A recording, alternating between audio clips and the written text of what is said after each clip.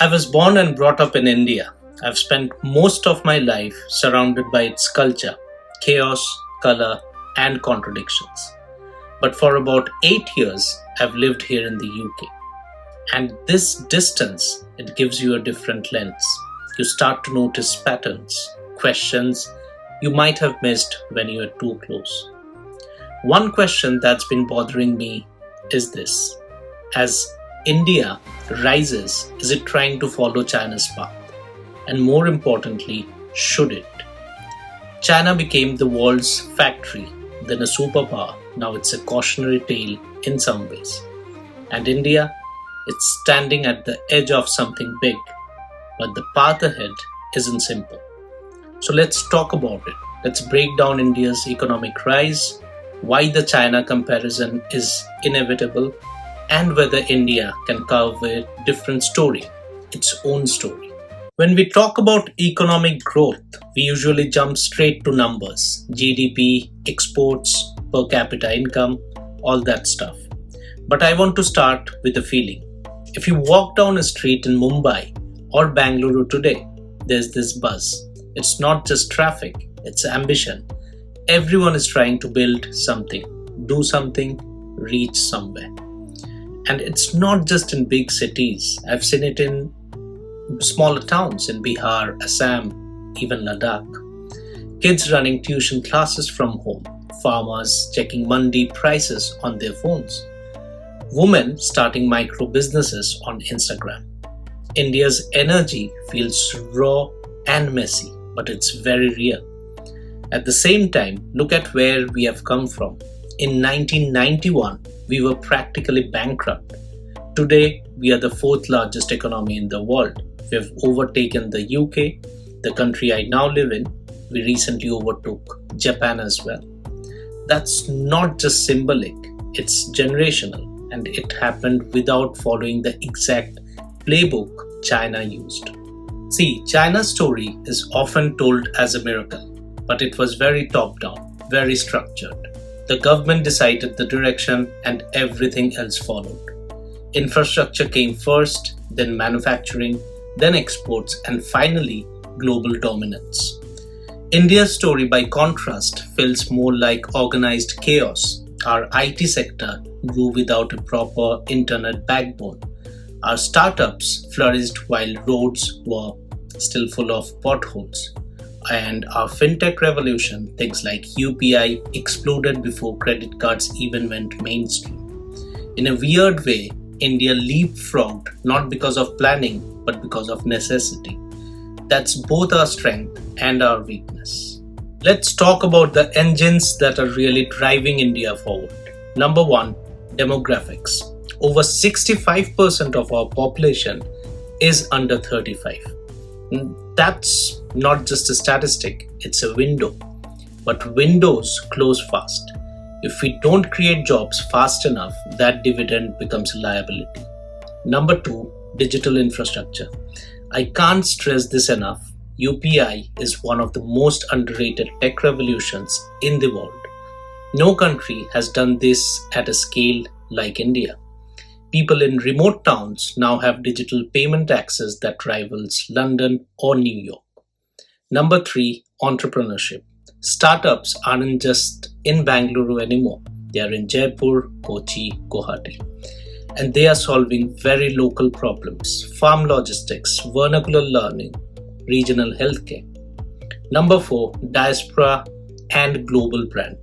CEOs of Google, Microsoft, Adobe, they all have Indian roots.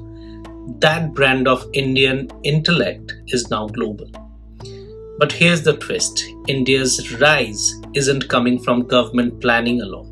It's coming from the bottom up, and that makes it fragile, but also incredibly dynamic. Let's not romanticize this too much, because while India's rise is exciting, it's also incredibly uneven. First big challenge, unemployment.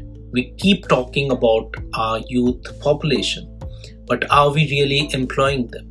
Most of our college grads are either underemployed or preparing for government exams. Many jobs are in the informal sector with no benefits or protections. And automation, that's not just a Western problem anymore. AI, robotics, they are already threatening entry level IT jobs in India too. Number two, infrastructure. Yes, we have some shiny expressways now, but take a train ride between two tier 2 cities and you'll see the reality. Logistics is still a pain. Electricity is still unreliable in parts of the country. And without consistent infrastructure, manufacturing can't really take off at scale. Number three, education. Our schools produce toppers, sure, but they also produce millions who can't read at grade level. The gap between the elite institutions and the average government school is massive, and that creates inequality that drags everything down. Number four, bureaucracy and red tape. Running a small business in India still feels like navigating a maze. Approvals, corruption, unclear laws, it's exhausting and it kills innovation before it begins. Number five, polarization and politics. Economic growth thrives on stability, but if society stays divided by religion, caste, language, it's hard to grow together. Growth becomes a zero-sum game. So yeah, the potential is there, but so is the risk. This isn't a guaranteed ride up. Now, let's zoom out because India's rise isn't happening in isolation. The world is changing too. The US and China are in a cold trade war. Europe is struggling with aging populations and sluggish growth. And suddenly, everyone is looking at India. Foreign companies want to diversify their supply chains. That China plus one strategy, it puts India in a sweet spot. Apple is now assembling iPhones in India. Semiconductor fabs are being considered. Defense deals, space missions, diplomatic summits, it's all moving. But here's the thing, India has to walk a diplomatic tightrope. Stay friendly with Russia, align with the US, manage China, support the global south. It's not easy. And we have to earn our global reputation, not just by being a big market, but by being a reliable partner. That means fewer U-turns on policy, more transparency, a foreign policy that's both bold and balanced. Okay, back to the big question. Can India beat China without becoming China?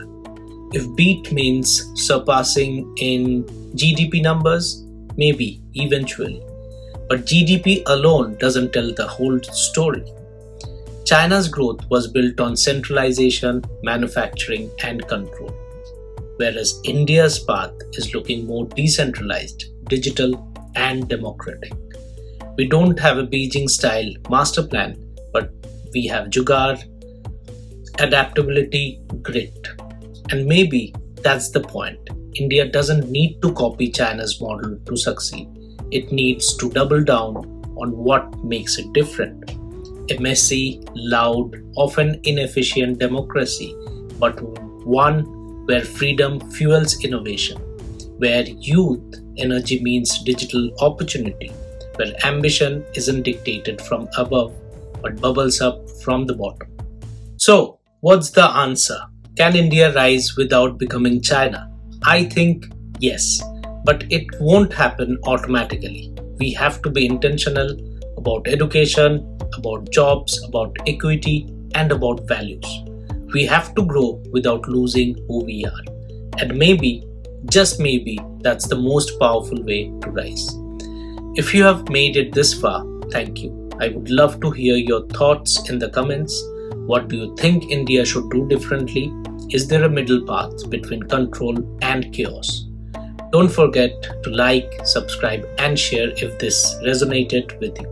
This is the kind of conversation we need more of, and I would love to keep having it with you.